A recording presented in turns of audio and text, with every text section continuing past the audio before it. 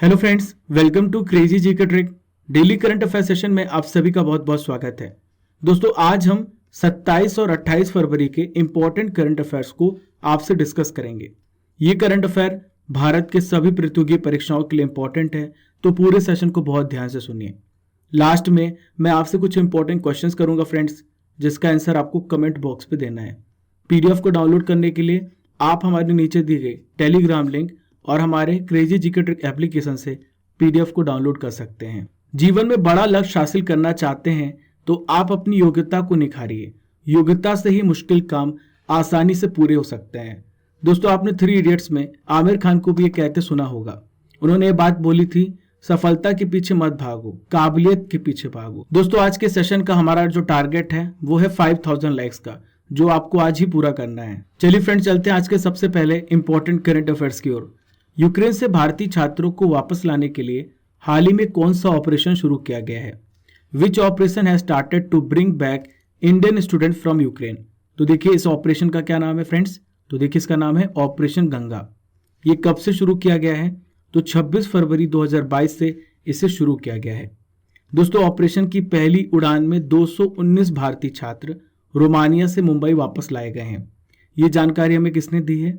तो विदेश सचिव, क्या नाम है इनका? हर्षवर्धन श्रृंगला, इन्होंने ये जानकारी दी है। दोस्तों, भारत के वर्तमान विदेश मंत्री कौन है? तो इनका नाम है एस जयशंकर। कौन है? एस जयशंकर, याद रखिएगा। देखिए, इन्होंने ये जानकारी दी है कि रोमानिया हंगरी के रास्ते से 1000 भारतीयों को बाहर निकाला जा चुका है। दोस्तों, यहाँ पे ऑपरेशंस की बात आ रही है, तो हाल ही में कुछ इंपॉर्टेंट ऑपरेशन हुए हैं जो आपसे पूछे जा सकते हैं। ध्यान से सुनिए और सभी पॉइंट को नोट कीजिए। सबसे पहले फ्रेंड्स बात करेंगे हम ऑपरेशन देवी शक्ति की। तो देखिए, कब से शुरू हुआ है? 16 अगस्त 2021 से शुरू हुआ। इसमें अफगानिस्तान से भारतीयों को वापस लाया गया। नेक्स्ट बात करेंगे ऑपरेशन आहट। देखिए, हाल ही में ऑपरेशन आहट फरवरी 2022 में शुरू किया गया। किसके द्वारा? रेलवे सुरक्षा बल के द्वारा। किसको रोकने के लिए? मानव तस्करी, ह्यूमन ट्रैफिकिंग को रोकने के लिए ऑपरेशन आहट शुरू किया गया। नेक्स्ट बात करेंगे फ्रेंड्स ऑपरेशन संजीवनी। तो देखिए, 2020 में से स्टार्ट किया गया था भारतीय वायुसेना के द्वारा। इसमें क्या किया गया फ्रेंड्स? आवश्यक दवाइयों को मालदीव तक पहुंचाया गया था। लास्ट है फ्रेंड्स, ध्यान से सुनिए, ऑपरेशन निस्तार। तो देखिए, जून 2018 में से शुरू किया गया था। चक्रवाती तूफान आया था यमन में, वहां पर जो फंसे भारतीय थे उनको बचाने के लिए ऑपरेशन निस्तार शुरू किया गया था। देखिए friends, second important current affair आपके सामने रहा। सिंगापुर वेट लिफ्टिंग इंटरनेशनल में गोल्ड मेडल हाल ही में किसने जीता है? Who has won the gold medal in the Singapore weight lifting international? तो देखिए, इसे जीता है मीराबाई चानू ने। मीराबाई चानू ने 55 किलोग्राम भार वर्ग में स्वर्ण पदक जीता है। दोस्तों, चानू ने 191 केजी का वेट उठाया। पहला सेट 86 केजी, दूसरा 105 किलोग्राम का। दोस्तों, इस जीत के साथ मीराबाई चानू 55 किलोग्राम भार वर्ग में बर्मिंघम कॉमनवेल्थ गेम्स 2022 के लिए इन्होंने क्वालिफाई कर लिया है। दोस्तों, मैं आप सभी के जानकारी के लिए बता दूं, हाल ही में मीराबाई चानू ने टोक्यो ओलंपिक 2020 में कौन सा मेडल जीता था? इंपॉर्टेंट है, ध्यान से सुनिए, इन्होंने सिल्वर मेडल जीता था। दोस्तों, मीराबाई चानू को मणिपुर की सरकार ने हाल ही में अतिरिक्त पुलिस अधीक्षक देखिए इन्हें नियुक्त किया है। चलिए friends, third important current affairs की ओर बढ़ते हैं। अंतर्राष्ट्रीय बौद्धिक संपदा सूचकांक 2022 में भारत की रैंक क्या है? What is the rank of India in the international intellectual property index 2022? देखिए, भारत की कौन सी रैंक है? ध्यान से सुनिएगा, भारत की 46th रैंक है। ये इंडेक्स किसके द्वारा जारी किया जाता है? तो ये यूएस चैम्बर ऑफ कॉमर्स के ग्लोबल इनोवेशन पॉलिसी सेंटर के द्वारा जारी किया जाता है। इस इंडेक्स में कितने देशों को शामिल किया गया है? 55 देशों को शामिल किया गया है। दोस्तों, आप सोच रहे होंगे कि इंटेलेक्चुअल प्रॉपर्टी का मतलब क्या होता है, बौद्धिक संपदा का मतलब क्या होता है। देखिए, किसी भी व्यक्ति या फिर किसी भी संस्था का खुद का आविष्कार जो उसने खुद भी किया है और उस पर उसकी पूरी ओनरशिप है, उसे हम कहते हैं बौद्धिक संपदा। उसमें उसकी ओरिजिनलिटी है। देखिए, ये किसी व्यक्ति या संस्था के द्वारा बनाई गई कोई भी रचना या फिर संगीत के क्षेत्र में साहित्यिक रचना की है उसने, या उसने कुछ डिजाइन बनाया है, या आर्ट के क्षेत्र में, या फिर उसने कोई डिस्कवरी या खोज की है, वो उस व्यक्ति या संस्था की बौद्धिक संपदा कहलाती है। देखिए, इस इंडेक्स में सबसे पहला कंट्री कौन सा है? तो यह है यूनाइटेड स्टेट्स ऑफ अमेरिका, संयुक्त राज्य अमेरिका। दूसरा स्थान यूके का है, तीसरा स्थान किस देश का है, जर्मनी का, फोर्थ प्लेस है स्वीडन का और पांचवा प्लेस है फ्रांस का। दोस्तों आज का सबसे पहला नॉलेज बूस्टर आपके सामने है। मैं आपको बताने वाला हूं भारत के राज्यों के इंपॉर्टेंट फेस्टिवल, महत्वपूर्ण उत्सवों के बारे में। ध्यान से सुनते चाहिए। सबसे पहले बात करेंगे खीर भवानी मेला, इसे रगन्या देवी मेला भी कहते हैं। कहाँ पर होता है, जम्मू कश्मीर में होता है। नेक्स्ट है फ्रेंड्स सिंधु दर्शन, ये कहाँ पे होता है, तो ये लद्दाख में होता है। कहाँ पे होता है फ्रेंड्स, लद्दाख में। चलिए नेक्स्ट है नुआखाई त्योहार, ये कहाँ पे होता है फ्रेंड्स, उड़ीसा में। खर्ची पूजा त्रिपुरा में होता है। लाई हरोबा, तो लाई हरोबा भी कहाँ पे होता है, त्रिपुरा में होता है। मेमकुट की बात करेंगे तो मेमकुट कहाँ पे होता है, मिजोरम में होता है। देखिए यहाँ भी मी लगा हुआ है, यहाँ भी मी लगा हुआ है। आप ऑप्शन देखिएगा और टिक कर दीजिएगा। मेमकुट किससे रिलेटेड है, मिजोरम राज्य से रिलेटेड है। पक्के पक्का हॉर्नबिल, तो देखिए ये कहाँ पर होता है, अरुणाचल प्रदेश में होता है। देखिए एक और त्योहार होता है जिसे हम हॉर्नबिल फेस्टिवल कहते हैं, तो देखिए ये नागालैंड में आयोजित होता है। आखिरी है फ्रेंड्स मोत्सु उत्सव, तो मोत्सु उत्सव कहाँ पे होता है, नागालैंड में। चलिए friends fourth important current affairs की ओर। भारत और किस देश के बीच में एक्स धर्मा गार्जियन 2022 संयुक्त सैन्य अभ्यास शुरू किया गया है। X Dharma guardian 2022 joint military exercise between India and which country started, तो देखिए हाल ही में भारत और जापान के बीच में ये संयुक्त सैन्य अभ्यास शुरू किया गया है। देखिए छोटी सी ट्रिक है जिससे आप याद कर लेंगे भारत और जापान के बीच में इस एक्सरसाइज को। देखिए यहाँ पे लिखा हुआ है धर्मा, और धर्म कब होता है, जब हम भगवान का नाम जपते हैं। तो आप धर्म कब करेंगे, जब आप भगवान का नाम जपेंगे। तो धर्मा से आप याद रखिएगा एक्स धर्मा गार्जियन, और जपेंगे यानी जापान। ये अभ्यास कहाँ पे हुआ है फ्रेंड्स, तो ये कर्नाटक में हुआ है, बेलगाम में। और इस बार का कौन सा संस्करण था, तो तीसरा संस्करण था। ये अभ्यास 27 फरवरी से लेकर 10 मार्च तक आयोजित किया जाएगा। इसमें भारत की तरफ से किसने भाग लिया है, तो ये है 15वीं बटालियन के मराठा लाइट इन्फेंट्री रेजिमेंट। और जापान की तरफ से किसने लिया फ्रेंड्स, जापानी ग्राउंड सेल्फ डिफेंस फोर्सेस ने भाग लिया है। दोस्तों ये जो सैन्य अभ्यास है इसकी शुरुआत कब हुई है, ध्यान से सुनिए, 2018 में इस सैन्य अभ्यास की शुरुआत हुई है। यह एक सैन्य प्रशिक्षण कार्यक्रम है और हर साल ये आयोजित किया जाता है। चलिए friends fifth important current affairs की ओर। भारत का पहला ई वेस्ट इको पार्क कहाँ पे बनाया जा रहा है। Where will India's first e waste eco park will built, कहाँ पे बनेगा फ्रेंड्स, तो हाल ही में दिल्ली में बनाया जा रहा है। दिल्ली सरकार क्या कर रही है, बढ़ते ई कचरे को, जो इलेक्ट्रॉनिक कचरा है, उससे निपटने के लिए दिल्ली में देश का पहला ई कचरा इको पार्क बनाएगी। ये 20 एकड़ जमीन पर डेवलप किया जा रहा है। दोस्तों दिल्ली की बात करें तो ये हर साल 2 लाख टन ई कचरा पैदा करता है। वैज्ञानिक तरीके से, साइंटिफिक मेथड से इसे रीमैन्युफैक्चर किया जाएगा और इसे रिसाइकल भी किया जाएगा। चलिए friends sixth important current affairs की ओर बढ़ते हैं। वेरी वेरी इंपॉर्टेंट क्वेश्चन, ध्यान से सुनते जाइए। हेमानंद बिस्वाल का हाल ही में निधन हो गया। वे किस राज्य के पूर्व मुख्यमंत्री थे। Hemanand Biswal has passed away. He was the former chief minister of which state, तो देखिए कहाँ के ये मुख्यमंत्री थे पूर्व, तो ये उड़ीसा के पूर्व मुख्यमंत्री थे। बिस्वाल जी की बात करें तो इनका जो कार्यकाल था 2 बार का था, 1989 से 1990 और दूसरा कार्यकाल था 1999 से 2000 तक। ये 2 बार मुख्यमंत्री के रूप में कार्य कर चुके हैं। ये कांग्रेस पार्टी से रिलेटेड थे। ध्यान देने वाली बात यह है फ्रेंड्स कि ये उड़ीसा के सबसे पहले ट्राइबल मुख्यमंत्री थे, ट्राइबल सीएम थे, आदिवासी मुख्यमंत्री थे। देखिए फ्रेंड्स 1999 में एक सुपर साइक्लोन आया था जो उड़ीसा के तट पर टकराया था। देखिए इसमें जो राहत कार्यक्रम था और जो पुनर्वास उपाय थे ये पूरी तरीके से इसमें असफल थे, इसलिए फ्रेंड्स इन्हें बदल दिया गया था। देखिए यहाँ पे बात आ रही है उड़ीसा की, तो मैं आपको उड़ीसा से रिलेटेड सारी इंपॉर्टेंट डिटेल्स दे रहा हूँ। सबसे पहले उड़ीसा को देखिए, ये उड़ीसा है, ठीक है। ये देखते हैं कि उड़ीसा किन किन राज्यों से घिरा हुआ है। तो पहला राज्य यहाँ पे छत्तीसगढ़ है, दूसरा यहाँ पे देखिए झारखंड है, तीसरा पश्चिम बंगाल है और चौथा राज्य यहाँ पे देखिए आंध्र प्रदेश है। तो ये 4 राज्यों के साथ अपनी सीमा बनाता है। देखिए उड़ीसा डे कब मनाया जाता है, 1 अप्रैल को। 1 अप्रैल 1936 को 1936 को इसका गठन हुआ। इसकी कैपिटल क्या है, तो इसकी कैपिटल है भुवनेश्वर। क्या है, भुवनेश्वर। गवर्नर कौन है आपसे पूछा जा सकता है, तो गवर्नर का नाम याद रखिएगा गणेशी लाल। चीफ मिनिस्टर कौन है फ्रेंड्स? तो ये हैं नवीन पटनायक। कौन है? नवीन पटनायक। वर्तमान में विधानसभा सीटों की बात करें तो 147 विधानसभा सीटें हैं। लोकसभा सीटें कितनी हैं फ्रेंड्स? 21 हैं। राज्यसभा सीटें भी आप याद कर लीजिए, 10 सीटें हैं। वर्तमान में चीफ जस्टिस कौन है उड़ीसा के? तो ये हैं जस्टिस एस मुरलीधर। क्या नाम है इनका? Justice S Muralidhar. चलिए फ्रेंड्स, नेक्स्ट नॉलेज बूस्टर आपके सामने रहा। मैं आपको बताने वाला हूं परमाणु ऊर्जा संयंत्र के बारे में। ध्यान से सुनिए, इंपॉर्टेंट है, एग्जाम में निश्चित ही इससे एक प्रश्न पूछा जाएगा। देखिए, पहला परमाणु ऊर्जा प्लांट है, इसका नाम है कुडनकुलम। कहाँ पर है ये? तो ये तमिलनाडु में है। ठीक है। नेक्स्ट है फ्रेंड्स तारापुर। तो तारापुर कहाँ पर है? ये महाराष्ट्र में है। रावत भाटा की बात करें तो ये कहाँ पर है फ्रेंड्स? राजस्थान के कोटा में है। नेक्स्ट है फ्रेंड्स कैगा। तो कैगा कहाँ पर है? कर्नाटक में है, कैगा में है। देखिए, गुजरात में काकरापार परमाणु ऊर्जा संयंत्र है। ठीक है, तापी में। कलपक्कम की बात करें तो ये तमिलनाडु में है, कलपक्कम में।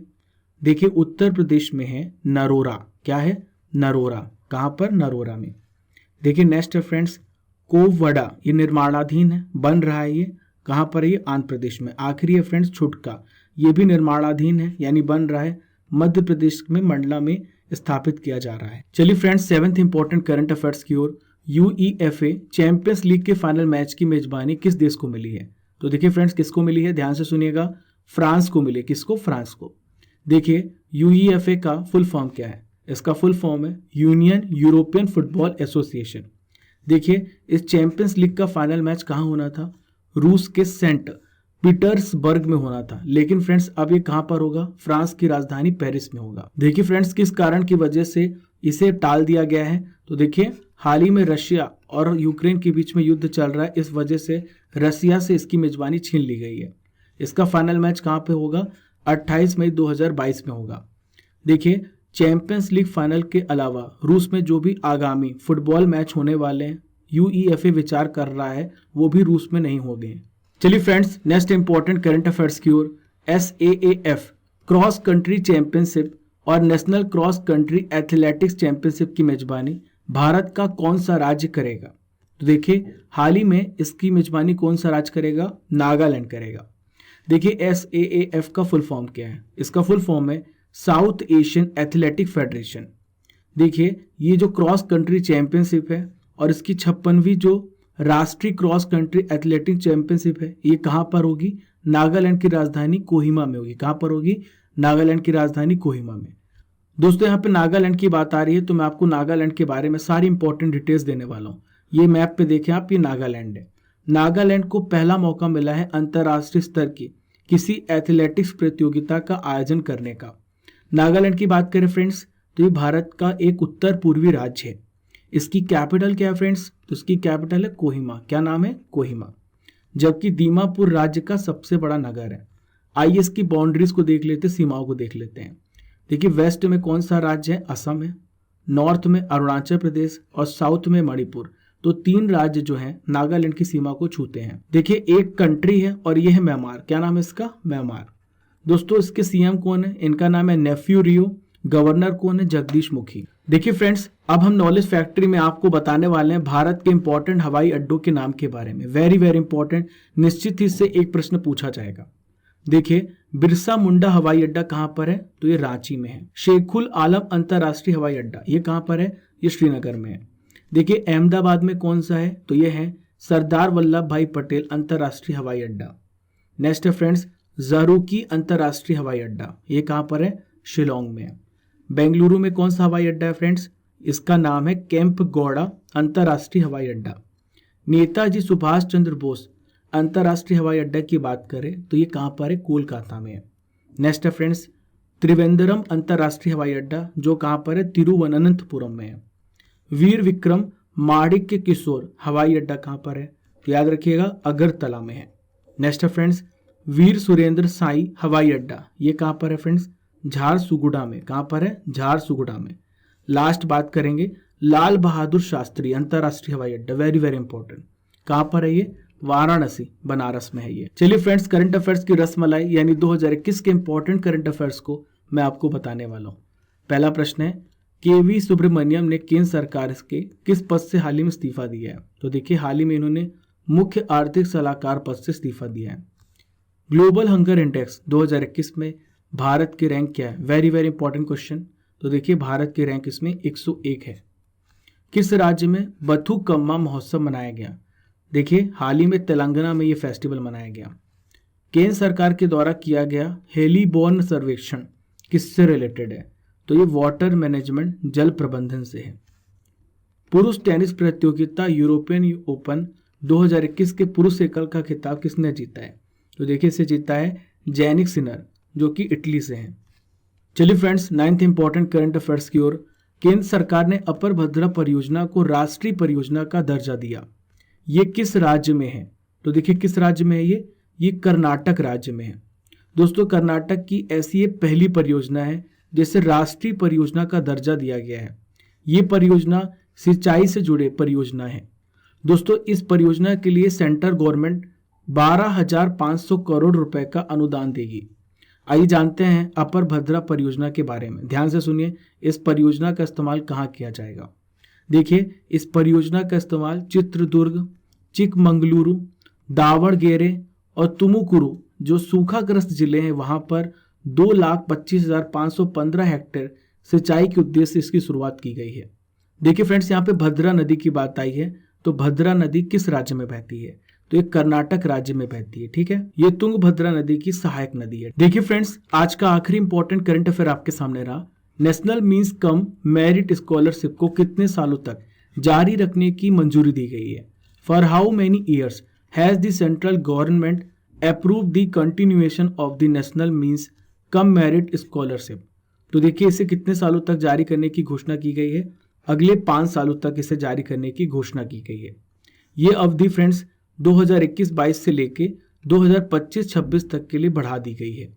दोस्तों इस स्कॉलरशिप के तहत 1827 करोड़ रुपए का फाइनेंशियल आउटले रखा गया है। दोस्तों सरकार ने एलिजिबिलिटी क्राइटेरिया में भी बदलाव किया है। पहले फ्रेंड्स जिनकी आय 1.5 लाख रुपए से कम होती थी वो इसके लिए एलिजिबल होते थे, लेकिन अब इसे बढ़ाकर 3.5 लाख रुपए प्रति वर्ष कर दिया गया है। आइए फ्रेंड्स समझते हैं national means cum merit scholarship के बारे में। तो देखिए ये कब लॉन्च किया गया? 2008 में लॉन्च किया गया। इस स्कीम का क्या ऑब्जेक्टिव है? 11वीं और 12वीं के जो मेधावी जो टैलेंटेड छात्र हैं उनको स्कॉलरशिप प्रदान करना इनका प्रमुख ऑब्जेक्टिव है। देखिए इसका उद्देश्य है EWS वर्ग के मेधावी छात्रों को पुरस्कृत करना, ताकि वो जो बच्चे 8वीं कक्षा में पढ़ाई छोड़ देते हैं वो पढ़ाई ना छोड़े।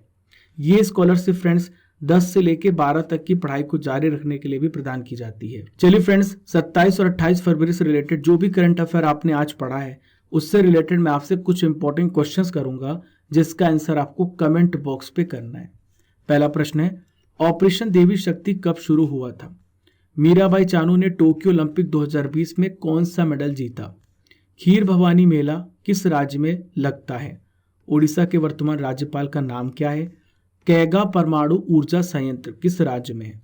इन 5 क्वेश्चंस के आंसर आपको कमेंट बॉक्स पे देना है फ्रेंड्स, ईमानदारी से, और डेली देखना है कि आप में क्या चेंज आ रहा है। चलिए फ्रेंड्स अब मैं आपको 26 फरवरी के इंपॉर्टेंट करंट अफेयर्स का रिवीजन भी करा देता हूं। तो देखिए फ्रेंड्स पहला क्वेश्चन है, यूक्रेन के बाद किस देश ने अपने देश में आपातकाल की घोषणा की है? तो हाल ही में लिथुनिया ने आपातकाल की घोषणा की है। T20 अंतर्राष्ट्रीय क्रिकेट में सबसे ज्यादा रन बनाने वाले पहले खिलाड़ी कौन बन गए हैं? तो देखिए इनका नाम है रोहित शर्मा। नेक्स्ट है फ्रेंड्स, डिश टीवी ने किसे अपना हाल ही में ब्रांड एम्बेसडर बनाया है? तो किसे बनाया है? ऋषभ पंत को। ठीक है, नेक्स्ट है, किस राज्य सरकार ने बजट में पुरानी पेंशन योजना बहाल करने की घोषणा की है? तो हाल ही में राजस्थान राज्य ने इसे बहाल करने की घोषणा की है। कौन महिला क्रिकेटर 26 बॉल में 50 रन बनाने वाली पहली भारतीय खिलाड़ी बन गई है? तो देखिए इनका क्या नाम है? ऋचा घोष नाम है। नेक्स्ट है, द ग्रेट टेक गेम इस पुस्तक को किसने लिखा है? तो देखिए इसे लिखा है अनिरुद्ध सूरी ने। 12वां पनडुब्बी रोधी युद्धक विमान P-8I किस देश ने भारत को सौंप दिया है? तो हाल ही में अमेरिका ने भारत को सौंपा है। एक्स कोबरा वॉरियर 22 ये युद्ध अभ्यास किस देश में होगा? तो देखिए कहां पर होगा? यूनाइटेड किंगडम में होगा। देखिए friends 9th important current affair आपके सामने रहा, कहां पर म्यूजियम ऑफ द फ्यूचर खोला गया है? तो देखिए कहां पे खोला गया है? दुबई में खोला गया है। IDBI बैंक के MD एंड CEO हाल ही में कौन बनाया गया? इनका क्या नाम है? तो देखिए इनका नाम है राकेश शर्मा। दोस्तों ये थे 26 फरवरी के इंपॉर्टेंट करंट अफेयर्स का रिवीजन। हमने डेली करंट अफेयर में 27 और 28 फरवरी के इंपॉर्टेंट करंट अफेयर्स को भी कवर कर लिया है। दोस्तों भूलना नहीं है, आज के हमारे सेशन का जो लाइक टारगेट है वो 5000 है और मुझे पूर्ण विश्वास है आप इसे पूरा करेंगे। आप पहली बार हमारे चैनल पर आ रहे हैं तो सब्सक्राइब जरूर कर लीजिए। हमारा ऑब्जेक्टिव है कम समय में आपको क्वालिटी करंट अफेयर प्रोवाइड करना। फॉलो कीजिए क्रेजी जीके ट्रिक को डिफरेंट सोशल मीडिया प्लेटफॉर्म पर। Keep liking, keep sharing your channel crazy GK trick. Thank you friends. जब तक तोड़ेंगे नहीं तब तक छोड़ेंगे नहीं।